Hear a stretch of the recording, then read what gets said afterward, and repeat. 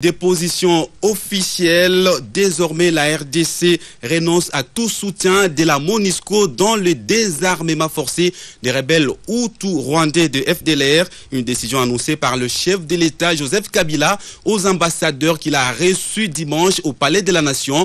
La substance de cet entretien dominical du président de la République dans ce reportage de Jacques Moulouba et Kadenzinga. Une journée dominicale ce 15 février, mais dépourvue de répit pour le président de la République. Préoccupé par les tâches républicaines, quelle que soit la nature du jour, Joseph Kabila a échangé avec un échantillon du corps diplomatique accrédité en République démocratique du Congo. 17 ambassadeurs réunis au Palais de la Nation, parmi lesquels celui du Cameroun est doyen du corps diplomatique, celui de la France, la Belgique, la Russie, les États-Unis d'Amérique, la Tanzanie, la Chine, l'Union européenne, l'Union africaine, le représentant spécial du secrétaire général des Nations Unies en République démocratique du Congo, pour ne citer que ceux-là.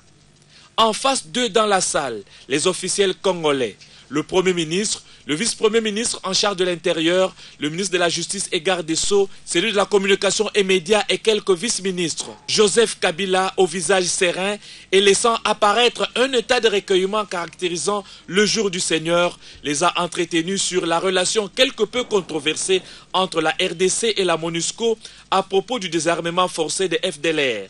À ces sujets, une décision ferme, précise le porte-parole du gouvernement. Et que dans cette affaire, dans la mesure où le gouvernement n'a pas été informé du contenu d'un dossier quelconque contre ces officiers, le gouvernement, même s'il avait été informé, était le seul à prendre une décision quelconque.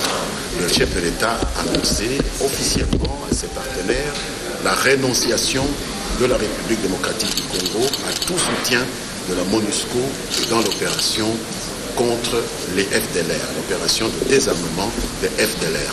Cette opération qui a été bel et bien commencée va donc se poursuivre par les seules forces armées de la République démocratique du Congo. Aujourd'hui, la République démocratique du Congo vient de renoncer à l'aide de la MONUSCO concernant les opérations contre les FDLR. Un autre sujet abordé, le comportement général de membres du corps diplomatique qui de fois enfreint les principes et les règles en la matière. Le président a rappelé un certain nombre de principes qui régissent les relations entre États et qui font qu'il y a un devoir de respect envers les institutions, envers l'État auprès duquel on est accrédité et que l'on n'observe plus dans le comportement, dans les déclarations de certains membres du corps diplomatique. Il a tenu réellement à rappeler ces principes et à dire à ses interlocuteurs que la République démocratique du Congo n'est pas un État failli, que la République démocratique du Congo n'est pas sous la tutelle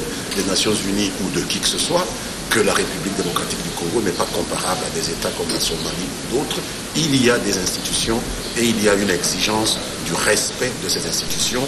Il y a une exigence de se réserver face à des débats de politique intérieure qui ne concernent que les Congolais.